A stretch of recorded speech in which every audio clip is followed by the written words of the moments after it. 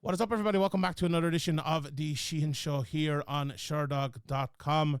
And I have a very, very big guest today, a multi-time, multi-weight UFC champion, UFC Hall of Famer, the pride of Linwood High School, the natural, Randy Couture. Randy, thank you very much for joining me today. It's an absolute pleasure. How are you, sir?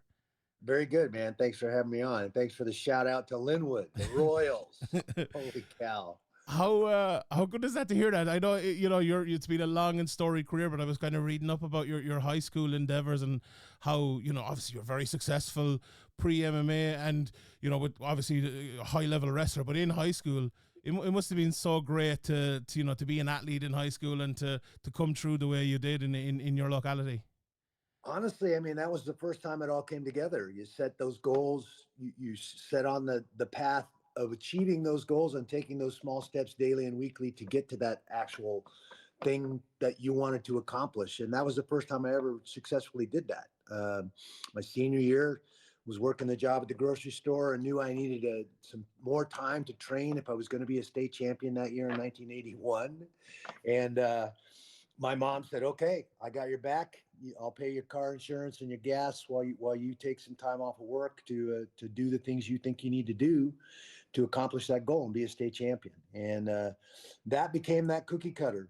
I set out to accomplish that. I managed to get that done, and it was an amazing thing to be successful in an endeavor like that. And that set me up to replicate that down the road as I set more goals. And eventually I aspired to make the Olympic team. That was one thing I never accomplished in the sport. I was an alternate on 4 Olympic teams, but everything happens for a reason, right? I think if I'd have made the team, certainly in 92 or 96, when I was the number one guy in my weight and everyone kind of expected me to make those teams, I came up short. I lost in those final matches and didn't make the team. And had I made the team and won my medal, I think I'd probably be a college wrestling coach somewhere right now. That's what I was doing when I started fighting. And I still had that fire to compete from not achieving those goals. And that set me up for being involved in one of the most volatile sports there is in mixed martial arts. I mean, I got a 19-11 fight record, for crying out loud. That's a lot of resilience right there in that alone. So I'm happy about that. I'm proud of it. I think things worked out the way they should. You just have to have some faith that's exactly how it's supposed to go. And that's certainly the case with me. I want to ask you a couple of questions on that, but the first thing I would ask you is because the guys from Affliction reached out to me, and they were kind of telling me about your love for fashion, and obviously you've been with the brand for a very, very long time now. And I suppose that's maybe a thing that a lot of fans like myself who've been watching you for years and years and years mightn't know about you. Tell us about that, about your love for fashion, and obviously your connection with the brand as well. Well, I mean, the last name is Couture, for crying out loud. It had to be, didn't it? And I mean, I've known since I was a boy that was connected to fashion and haute couture and all of that stuff. I took French in high school, speak a little French from 3 years of high school French. But so I was well aware as I forayed into MMA. I wasn't thinking about any of that stuff. My first fight in Vegas was the Pedro Hizzo fight, the second Pedro Hizzo fight. I was at MGM Grand. I'm walking down the studio walk, headed to the arena at 3 p.m. to get there early. That's what we had to do. And I walked right past Juicy Couture, this store in lights with my name, my last name right there. And that light bulb went off. I was like, man, what am I doing? I'm building a brand. As I walk to this arena and walk those 4 steps up in that cage, I'm literally building a brand, and here's my name in lights in a clothing store that's very successful. So I started connecting dots and was fortunate enough to run into the guys from Affliction. I was getting ready to fight Tim Sylvia. I was doing an appearance and commentating in a show where Tim was fighting in Sacramento, and I went to a tire barn, which was a big sponsor of mine. And here's Tom Atencio handing out Affliction shirts from the back of his truck in the parking lot. And that's how this whole thing started. I met Tom. He gave me a bunch of shirts. I'm like, wow, these graphics are really cool. He's like, well, you got a big fight coming up. We should do a walkout shirt for you. And we were off and running. We made those 2 skulls facing each other with the military helmets on them. And man, we couldn't sell those shirts fast enough. We couldn't make them fast enough. It was a good deal for both of us. And back then, you know, they came to Vegas to hand me that first royalty check after that Tim Sylvia fight. And they're looking at the name of my gym, Extreme Couture, like, oh my God, I love the name of this gym. You know, that's a name in fashion. So as a matter of fact, I do know that. And I have, you know, a couple of trademarks in the clothing category, interested at some point in maybe doing some clothes. And they're like, well, let's do it. And so I signed my trademarks to that partnership, and we've been making Extreme Couture clothing through Affliction ever since. That was back in 05, 06.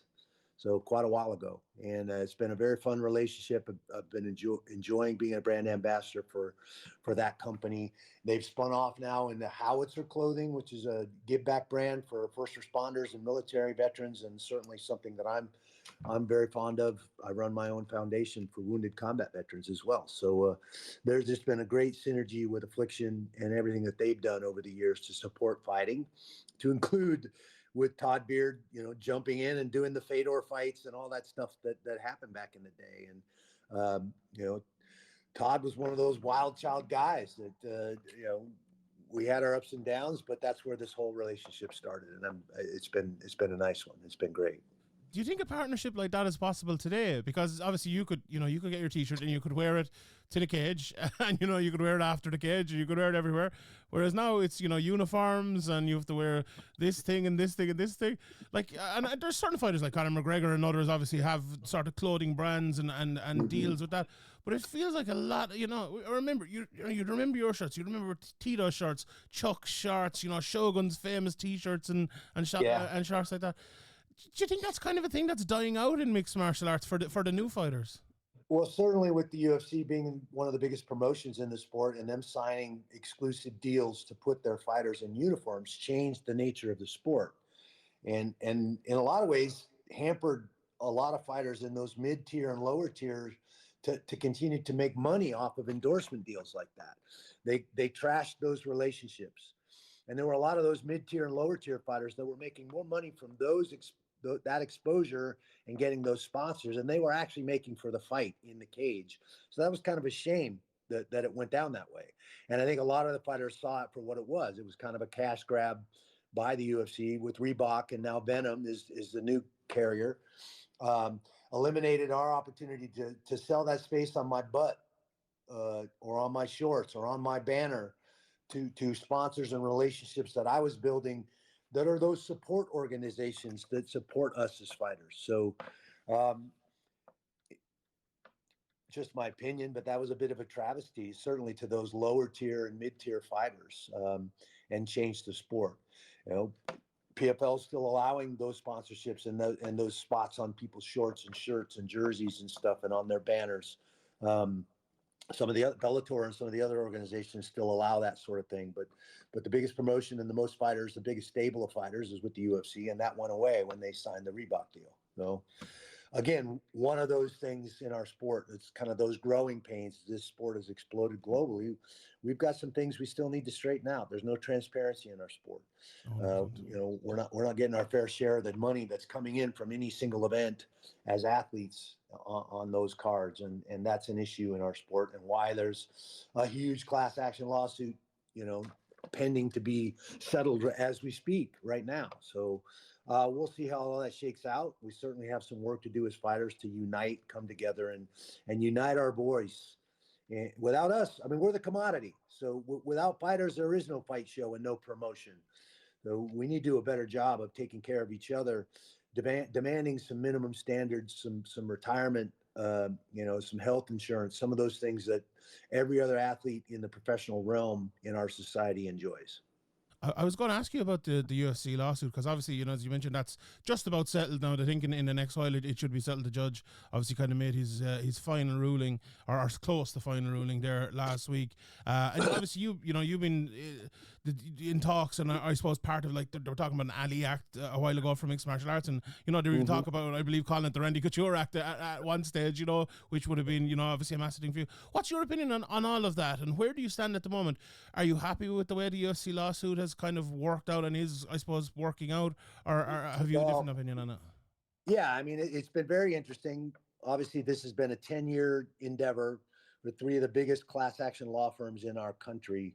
So there must be some merit in the class. And obviously the class was certified, and now we've had the first settlement at $325 million on the table. They upped that by 20%. Now the settlement's on the table, and I think signed, at least preliminarily signed by the judge now at 375. There's about 1,200 fighters in that class. That's the lead class, because there's two classes. There's the Johnson class that starts at 2017. There's the lead class that started in 2010. I have one fight in that class, so I'm part of that lead class. The big elephant in the room, if you will, is that there's no injunctive relief wrapped up in that settlement. This was a 10-year endeavor to shine a light on the way the UFC has done business and their restrictive contracts and the lack of transparency in our sport. And on face value, $375 million sounds like a lot of money, but the real goal was to force the UFC to have to do business differently, to create that transparency and eliminate some of that restrictive the contract nonsense and some of those things. Those are things that are addressed in the Muhammad Ali Act. The class action lawsuit with injunctive relief would address some of those issues too, but there's no injunctive relief in this settlement. There is some injunctive relief wrapped up in the Johnson settlement, which who knows how much longer that's going to take before there's a settlement on the table for a judge to look at and what that injunctive relief will look like. Well, at face value, I think this is a victory for the fighters, certainly the fighters in the lead class at $375 million. And how that gets divvied up and who gets paid first is something I don't think the fighters have recognized. All those lawyers that did all that are going to get their share of that money first before a fighter sees any of that pay, which at some point is going to probably be an issue public relations wise, if nothing else. So we'll see how it all unfolds. It's been interesting for sure to be involved and be knocking on doors in Congress and trying to get the Ali Act amended to protect all combative sports athletes, not just boxers. Because of Dana's relationship with Trump, there's an issue there. Even if we got it through Congress and the Senate and voted to go to a vote to be amended, HR 44, would that be vetoed by Trump because of that relationship if Trump was in office? Now, obviously, Biden has been in office for 4 years. Markwayne Mullins was the guy that was spearheading that act and the amendment of the Ali Act. He moved from Congress to Senate. The lobbyists the UFC were using got us thrown out of energy and commerce and thrown into education, which doesn't make any sense. The lobbyists are just doing their job, trying to keep us from getting it to a vote, basically. Forced us to start all the way over. And then, with Markwayne Mullin moving to Senate, that, things changed there as well, that set us back as far as the Ali Act is concerned. So I don't know. That's still in question. It's still the easiest and fastest way to create injunctive relief and change the way the sport and business is done in the sport.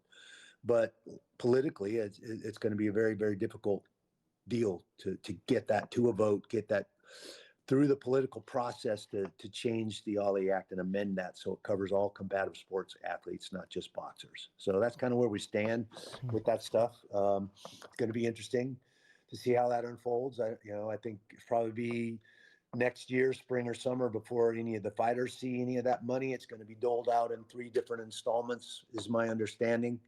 So we'll see how it unfolds. Yeah, at least it's something, I suppose, and fighters who had a good few fights at that time will get, hopefully they'll be able to put a down payment in a house or, some sort of retirement. Anyway, at least it's something, I suppose. We could talk for an hour about that, but I want to touch on another few subjects with you.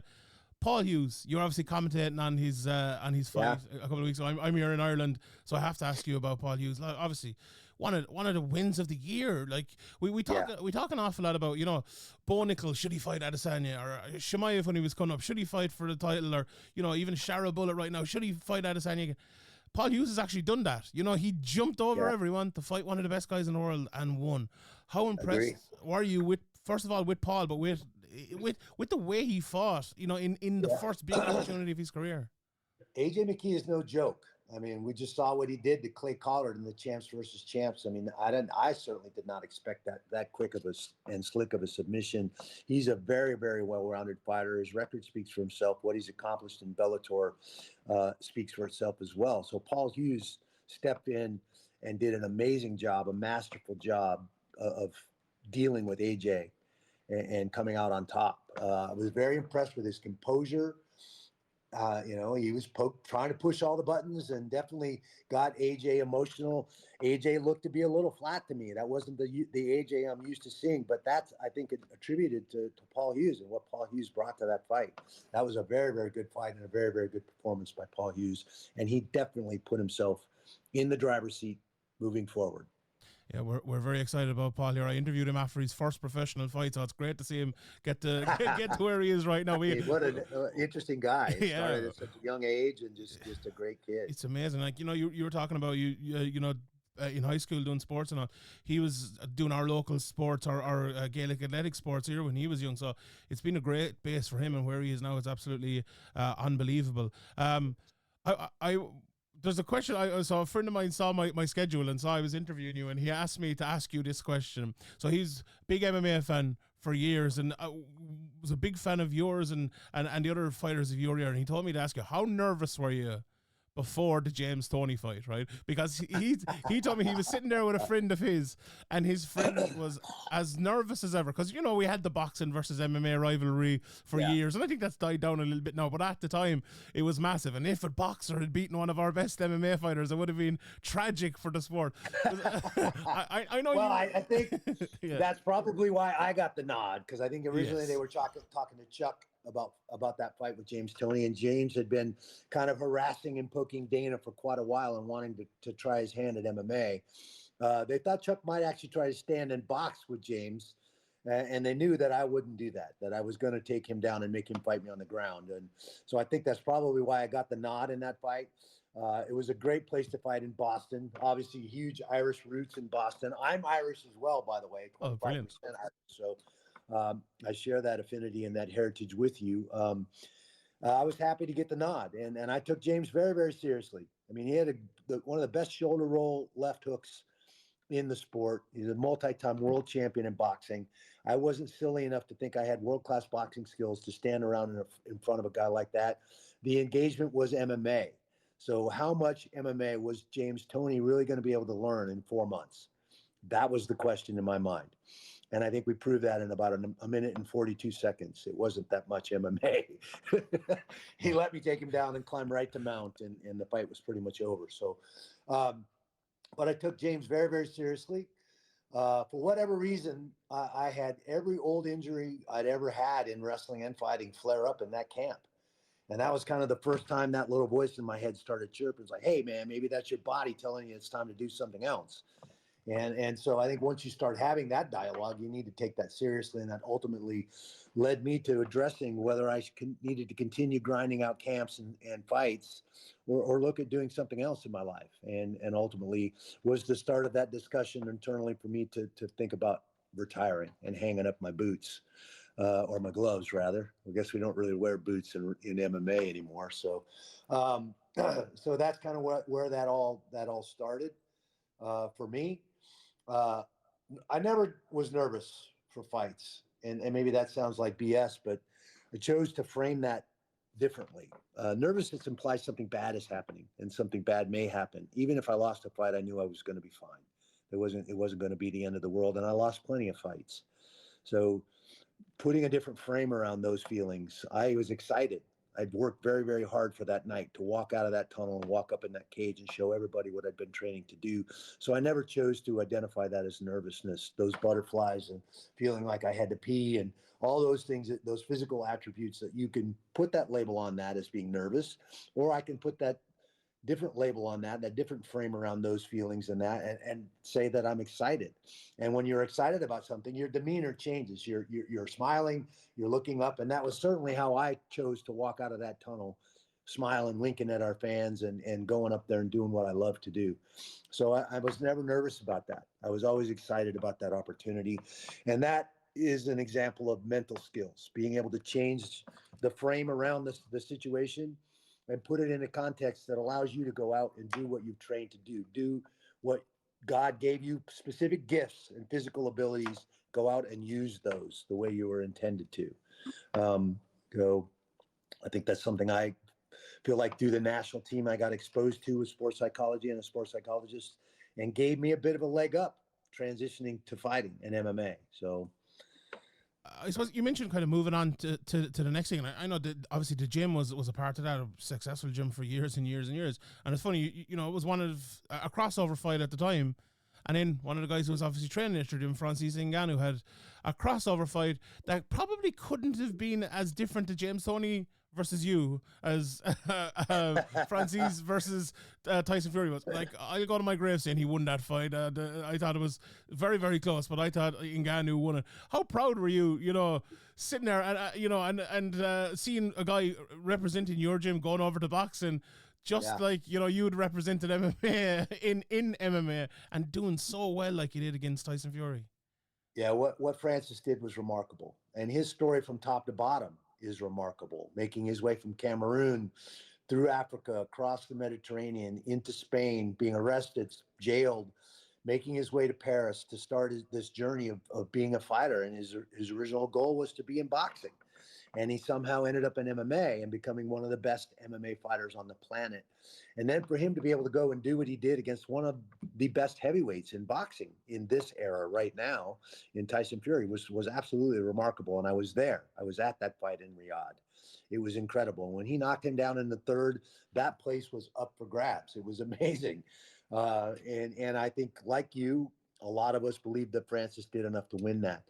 But you know, why are so many people a little disenchanted with boxing? Because we get some of these disparaging decisions. And would the Usyk fight have been nearly as popular and made boxing world as much money if Francis Ngannou, an MMA champion, had beat Tyson Fury on that night? No. And you have to look at the big picture of what's really going on. And they needed Fury to win that fight, win that decision. Francis made a great showing no matter what the decision was. He did an amazing job that night. And that's the reality of the situation. I'm a Tyson Fury fan. I think he's gregarious. He's great for boxing. He's an amazing competitor. So to have Francis go out there and represent mixed martial arts the way he did and compete the way he did was amazing. It's fantastic. I want to ask you about, you know, Eric Nixick as well and the gym. Like, it's just taken off again over the last few years. How involved are you day to day with Extreme Couture and Eric and all that? Are you in there training with guys, or are you kind of I'm in there training with guys on occasion. My schedule is nuts between all the charity stuff I'm doing, commentating for the PFL and in 10 to 12 shows a year, and chasing acting jobs. I'm all over the place. If I'm home, I'm generally in the gym every single day. I like to go in on Wednesdays because that's wrestling day, and teach at pro practice and teach some wrestling here and there. But I don't get in there nearly as much as I want to be honest.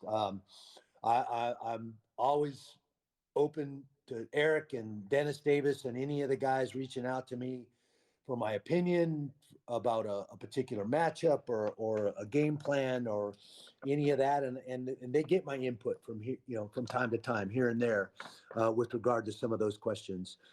Very proud of what the guys have built. My son runs the gym now since 2020. Ryan, I signed the gym over to Ryan, and Ryan's done a great job of doing some remodeling, changing the logo.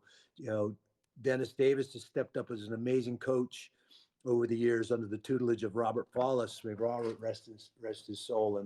And Eric has just come into his own with his rapport with the athletes and his understanding of the sport. They're firing on all cylinders in there. Sean Strickland, Misha Tate, you know, Francis, all the Brad Tavares, Danny Inge. I mean, there's so many great athletes in there competing right now and representing the gym very, very well and the sport very, very well. I'm certainly very proud of where they've come. I think up for Coach of the Year again is Eric this season, and Gym of the Year again is Extreme Couture as well. So that's an indication, and that kind of recognition that's not just doled out. So they're doing a great job in there. Without a shadow of a doubt. I've probably 1,000 more questions to ask you, but I've two more I definitely want to ask you. you're a lot of people call you the Godfather of dirty boxing, and I feel like the clinch has just become a completely different thing to what it was in your day, because it was so exciting. Almost when the fight would get towards the clinch, especially when you were fighting, it was exciting. You know, you'd get you think a knockout was coming for. Now it feels like the clinch has become a thing in the sport, where it's literally just people standing there and waiting and not trying to take a chance. And some fighters are different, and some fights obviously turn out different. But Mhm. have you noticed that? And is that a thing that you think, you know, sometimes we're always moving forward in the sport? Do we need to move a little bit backwards in the sport and do, you know, bring a bit of what you did in the sport back to where it is today? Yeah, things go in cycles, it seems. Technique and tactics go in cycles. Somebody executes some technique or tactic in a fight, and everybody's like, "Oh my God, that was amazing!" You know, Nogueira executes the anaconda choke. Absolutely got my attention. Next fight I have, I end up, trying that choke and finding that against Van Arsdale. That's kind of the cyclic nature of our sport. I think lots of folks have gravitated towards Thailand and Muay Thai and more of that Muay Thai true traditional clinch. I love that about when I forayed into Muay Thai. Quentin Chong was my coach and helped me understand Muay Thai. I found so many similarities to Muay Thai clinch, and Greco-Roman wrestling, which shocked me. But obviously, that first Belfort fight at Bay St. Louis, Mississippi, my very second UFC, is where dirty boxing was born. And I knew if I got my hands on Vitor and could hang on to him and make him work, that I had a good chance of beating him and wearing him out. And that's exactly how that fight went down. And the term dirty boxing kind of came out of that fight. It was a very wrestling centric tactic and technique. Me, Matt, and Dan used that collar tie, keeping that elbow in front of the shoulder, creating that leverage off of the ear and the head and the neck. Those neck muscles are the weakest neck muscles in our body. So take advantage of that posture or lack of ability to keep posture by wearing and working on that neck and that collar tie and that head, and then punching and being effective with both fists and elbows from that clinch range, attaching yourself to somebody, making them pummel, making them work, using the solid barrier to wear them down, to make them carry you, so to speak. Certainly a huge factor in the Gonzaga fight was that clinch and dirty boxing work, and the several other occasions where that style worked for me and was a grinding style of fighting. I didn't have that one punch knockout power. Tim Sylvia was probably the closest I ever came to achieving that one punch knockout, and I never experienced that kind. I didn't have the H bomb like Hendo. Drop that right hand on somebody and then good night. I just didn't have that. It was more of a battle of attrition, make a guy work harder than he wanted to work kind of a style for me, and dirty boxing was part of that. Speaking of that big shot, I want to ask you about Alex Pereira, because over the last while, he's had an unbelievable year since he came up to light heavyweight. He's looked phenomenal, and there was a kind of a debate going on over the last few weeks. Like, John Jones, obviously, a lot of people would say he's the number one at light heavyweight, and then they were saying, where is Alex Pereira rank? Is he in front of Cormier, behind Cormier? And then people were calling him the top three. And then I looked back and I looked at your record, and I looked at Tito, and I looked at Chuck. And like, I couldn't, and I went on a podcast and I talked about it before I even knew I was interviewing you. So I couldn't help but say that, like, that era of light heavyweights is completely underrated and underappreciated, and I think somewhat forgotten. Now, there's a lot of new fans, so look, you can forgive them for only knowing what they have seen. But do you feel that when you hear that chatter, when what you achieved, what Chuck and Tito achieved as well, to be not to be not brought up in that chatter when you absolutely should be? Timing is everything. I mean, and there's a lot of folks that didn't come on and become fans of the sport till after 05, 06, and the first couple seasons of The Ultimate Fighter. I mean, the fan base took off. It more than doubled in that space of time. I think in many ways, those late 90s, early 2000s were the golden era of our sport. And, there were eight, maybe 10 shows a year. They spent time building stars and telling those backstories and what made us who we were and why we wanted to get in that cage and fight and compete. And they it became a little more corporate. The uniforms, they kind of stopped taking the time to build stars like that. There was a fight show or two every single weekend. So in some ways, the market got saturated a little bit. The sport exploded. It's definitely become the global sport in combative sports for this generation now. You're seeing that across the board, not just in the U.S., not just in Brazil, not just in Japan, but growing all over the place. And those are all good things. So it's been interesting for sure. But you never look at yourself that way. You never think of yourself that way. I did what I did because I had a passion for it and wanted to try and be the best in the world at it. And you never measure yourself, oh, well, they're not giving me my just due for what we accomplished. You just never look at it that way. We did what we did. They're doing what they're doing now. I'm still a fan. I'm enjoying, the refined tactics and technique. The level of athleticism in the sport has gone way up. It's become that genuine hybrid sport in the combat sports world that we all believed it was back in the day. The original version of the sport was to prove that your martial arts background was the best. And we quickly realized there was no one martial arts style that encompassed everything you needed to know. And it started gravitating towards this hybrid sport that it is now. Randy, thank you very much for your time. I could chat to you for 4 hours. Never mind, never mind 30 minutes. I really appreciate it. Best of luck with the clothing line. Best of luck, obviously, with the gym, and we've the PFL finale coming up as well. Looking forward to hear your commentary on that. Thank you very much for the time today, and hope to chat again in the future. Thanks, Randy. Pleasure, man. Thanks for having me on. I appreciate you.